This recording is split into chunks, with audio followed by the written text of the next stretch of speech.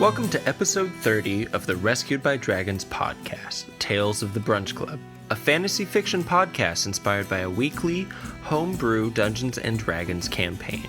My name is Brian Messmer, and I invite you to picture yourself in a cozy torchlit tavern, ale in hand, gathered around a table with other listeners, waiting to hear the next chapter in the Tales of the Brunch Club.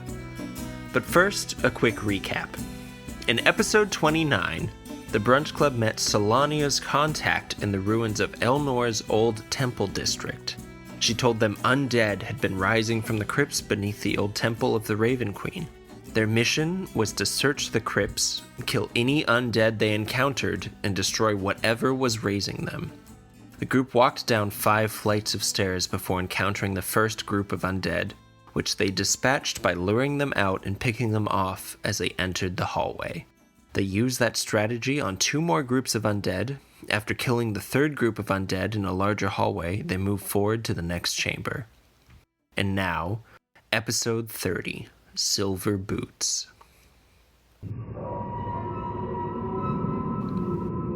The Brunch Club stepped carefully around the oily puddle and loose ball bearings in the middle of the hallway.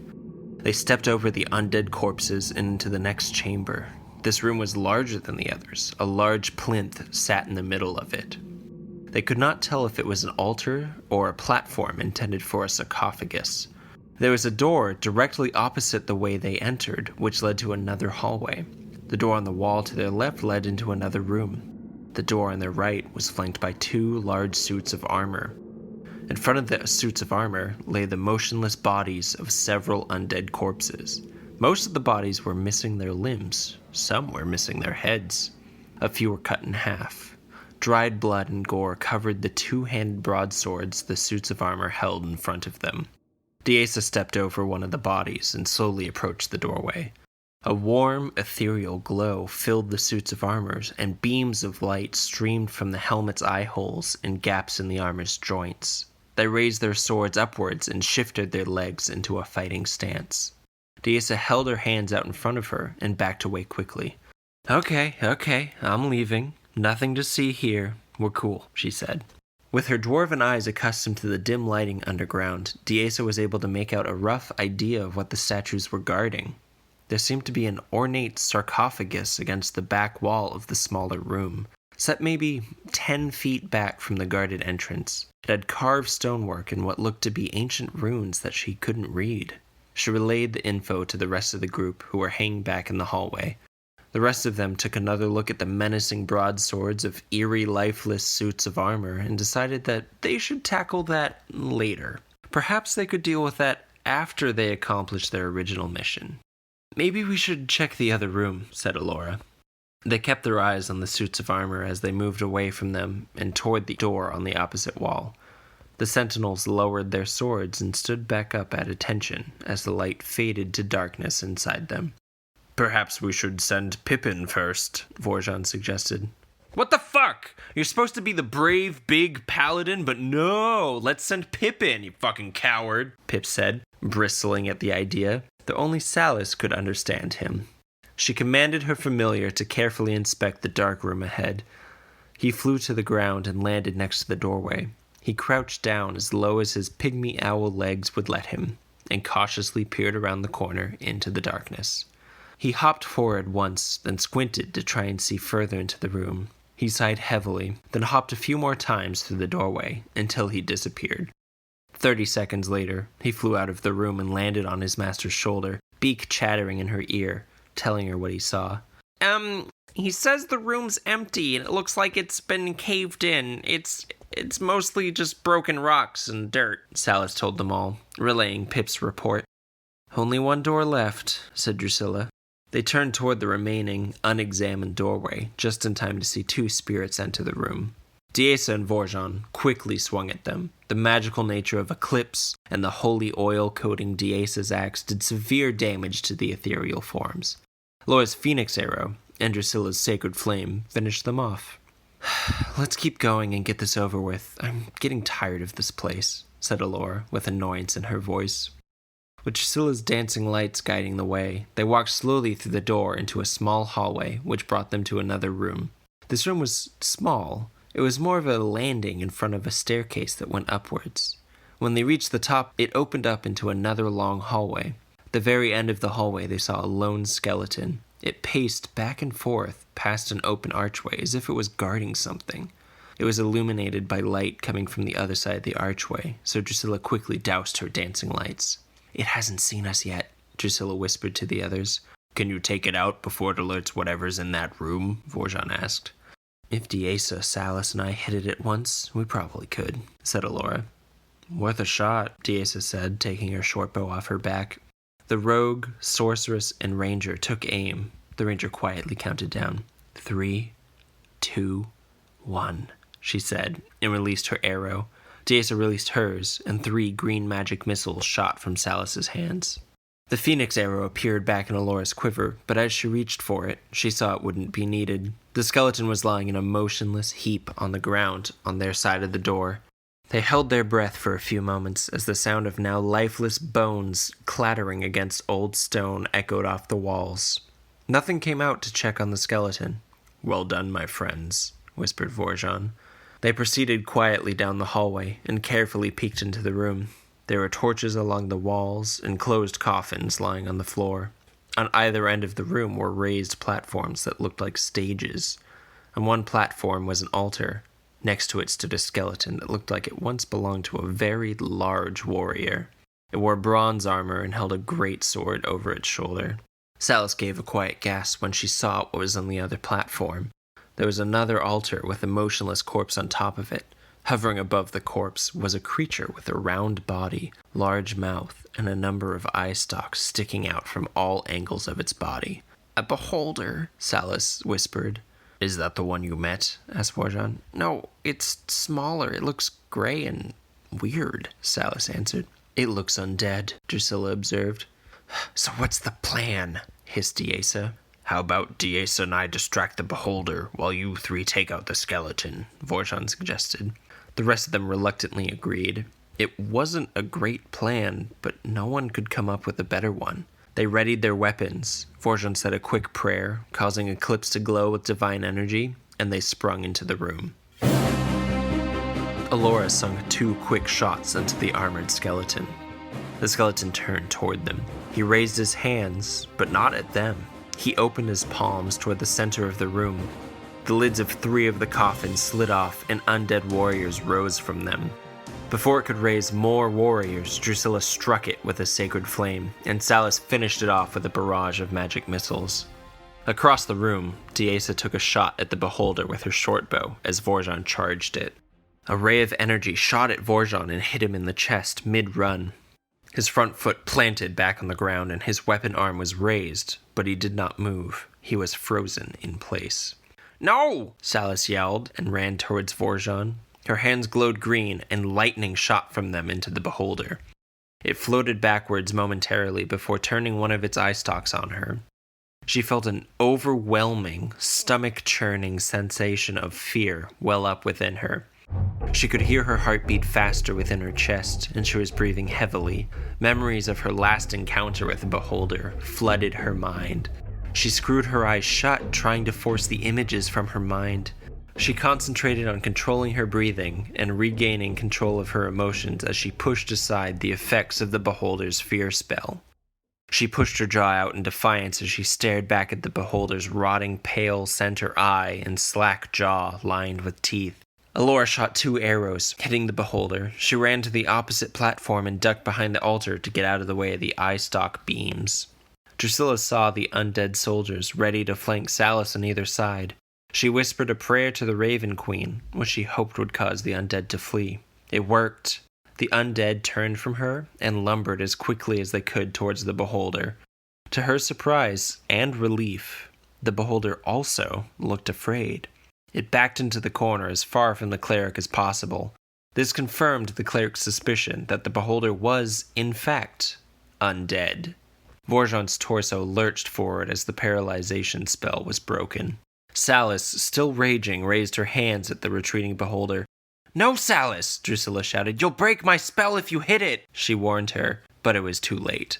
Salus unloaded a volley of 5 magic missiles into the beholder. It slammed against the corner with each blow, but did not fall. It turned an eye stalk towards the gnome, and a sickly yellow light shot from it. Vorjon reached out to block the ray with his shield, but he was too far away. The beam engulfed Salus, and she disappeared. When the beam faded, all that was left of the sorceress was a pile of dust on the floor. Drusilla and Alora screamed as they saw the gnome perish. Dieza's scowl deepened, and she tightened her grip on her weapon. Vorjon said nothing. He looked at the beholder and charged. He swung at the creature twice, hitting it and unleashing divine, smiting energy into it with both blows. The beholder still clung to its undeath, hovering shakily just above the stone floor. Drusilla conjured a cloud of spiritual guardians. The spectral raven swirled around her. She drew her sword and shield and then charged the beholder as well. She stabbed at it as her raven guardians ripped chunks from it with their beaks and claws. Still, the creature lived. Dieza charged and swung her axe. The last vestiges of the holy oil dissipated as they sliced 4 of the eye stalks clean off the body. Still, it lived. Alora stood up from behind the altar on the opposite side of the room. She fired 2 quick shots into the central mass. The beholder dropped to the platform. The eye stalks draped down over its body, hanging limp and motionless. They moved quickly toward the 3 undead warriors still cowering in the corner with fear, and quickly dispatched them. Without pausing to catch their breath, Vorjon and Drusilla ran back to Salus's ashes. They fell to their knees.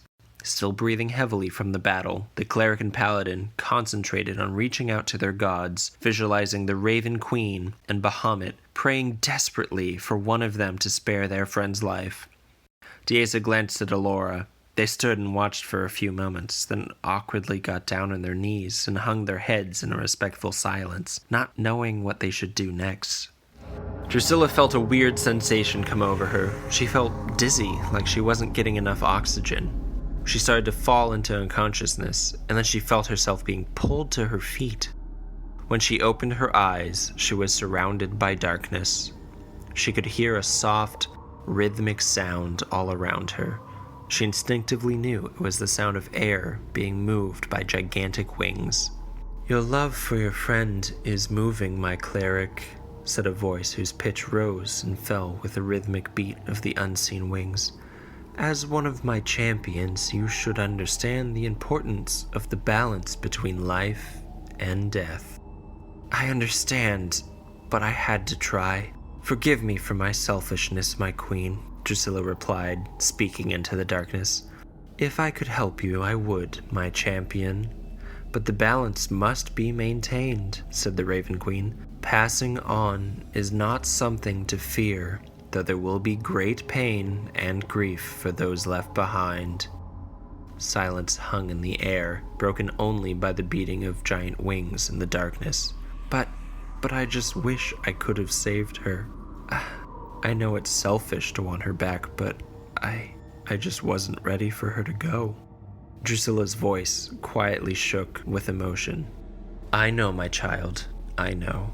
The Raven Queen's voice was soothing, almost like a mother speaking to her distraught child. "But know this, that your friend is safe now.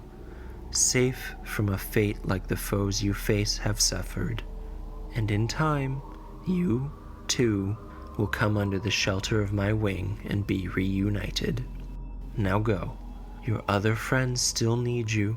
Salus will be with me, waiting for you to join us. But make her proud of how you use the time you yet still have, my little raven." Drusilla felt the dizzy, oxygen-deprived feeling come over her once again. When she opened her eyes, she was back in the tomb, kneeling before the remains of Salus. She looked over to see Vorjon still praying. He sounded like he was repeating something under his breath. She leaned towards him. She could barely make out the words, but it sounded to her like he was saying, "My prayer, my prayer, my prayer," over and over again. The Dragonborn had cleared everything from his mind except the thoughts of Bahamut. He focused only on the dragon god he had looked to for inspiration these last few weeks. He was so focused on one, the Dragonborn let out a startled gasp when he suddenly felt his mind being split in two. It didn't hurt, but it was disorienting at first. He became aware of being in two different places and having two different conversations at the same time. Even though he knew he was in two different places, both halves were still perfectly separate. One half was in a silver void. He was neither floating nor standing. He simply existed. A small silver flame floated in front of him and flickered as it spoke. "Did you learn nothing of your time in my service?" the flame admonished him. "You know, life is chaotic. Creatures die at random all the time," the flame continued. "That is the uncaring nature of the universe." "I did learn. That's why I prayed. I wanted to help protect my friends from the uncaring hand of fate," Vorjon replied. "Maybe you did learn something, but it was the wrong message. Your friend's life force is part of the energy of the universe now. It is not the Silver Flame's place or desire to change that. The good are slain by evil, and evil slain by good, but this petty squabbling is not something my followers should busy themselves with. Many small lives are lost in the name of good, but all are redeemed when good vanquishes the largest fonts of evil. You are never good at seeing the big picture," the flame said. "It's within my power to bring her back, but you are never a faithful follower, always questioning and second-guessing. For that, for your wavering faith to me, I will leave you to seek the means to bring your friend back elsewhere." The flame flared brighter as it spoke the last spiteful words, and then flickered out. During Vorjon's conversation with the silver flame, he also found himself standing on a vast plain of white sand. It shimmered. A soft, almost musical breeze hung in the air all around him. "Hello, my tiny silver scale," said a deep but soothing voice behind him. He turned to see an enormous silver dragon. True to his description, every scale of his armored hide was the same size as Vorjon. "Bahamut!" the dragonborn gasped and fell to one knee in supplication. "You may rise, my paladin," Bahamut said. Vorjon stood, but had to strain his neck to stare up at the head of the giant dragon god that loomed above him. "I know why you're here," Bahamut continued. "Are you sure you wish to go through with it?" "If you will permit it, yes," said Vorjon. "The other one won't like it," mused the giant dragon, clicking its tongue. Vorjon knew he was referring to the silver flame. "Will it get you in some kind of trouble?" Vorjon asked. He felt silly asking a giant, immortal dragon if something would get it in trouble, but he didn't want to be the cause of any strife between gods. Bahamut chuckled. "Isn't that just like you, my silver scale? Always putting others before yourself?" Vorjon said nothing. "What are you feeling?" Bahamut asked. "I'm scared," Vorjon said honestly, admitting it more to himself than to the dragon. "You should be," the dragon god replied seriously, but his tone softened as he added, "But there's no need to be frightened. I will find a place for you by my side." Bahamut took a deep breath and softly said, "Your prayer has been answered, my paladin." As the sentence ended, Vorjon became aware of his other conversation, just in time to see the silver flame flicker out. Diesa, Drusilla, and Alora stared at Vorjon. He'd stopped praying for a few moments. He sat eerily still, like he had been hit by another paralyzing spell. He startled them all when he sat quickly upright. He looked confused for a moment, then he smiled at them. "It's going to be all right," he said. His body began to shimmer. His scales slowly drifted away from his face. His armor, his shield, his clothing, eclipse, and even the bag of coaling transformed into silver scales that floated into the air. They rose up, hovered in a sparkling cloud above them, then shot down into the pile of dust that had once been their friend. The ash and scales mixed together and swirled above the floor in an oval. It rotated faster and faster until it imploded upon itself and coalesced into the form of a gnome. Salus lay in front of them. She was barely breathing, and she was naked except for a pair of silver-scaled boots on her feet. Drusilla quickly cast a healing spell on her as Alora draped her winter wolf cloak over her shoulders. They looked around the room, but could see no sign of Vorjon, not even Eclipse. They were startled by a soft voice suddenly wafting through the air around them. The voice said, "Dear Bahamut, I vow to protect my companions from harm so they can do work that will please you. I humbly beg that you will give me the strength to uphold this oath. If I should fail, and my companions fall, I beg you to take my life in exchange for theirs. I am your humble servant." It was Vorjon's voice, but it sounded impossibly far away.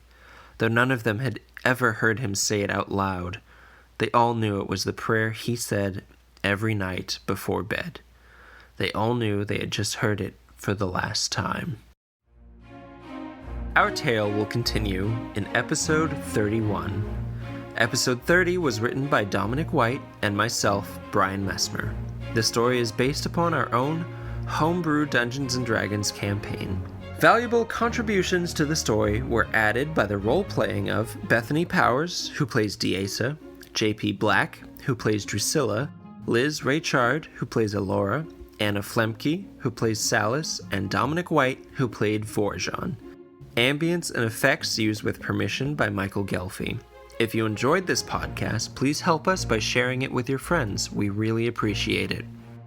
More information about Rescued by Dragons and ways to support this podcast can be found at rescuedbydragons.com. You can follow us on Instagram at Rescued by Dragons, on Twitter at Rescue Dragons, and on YouTube and Facebook under Rescued by Dragons. Thank you for listening, and please join us next week to find out, along with the rest of us, what happens next.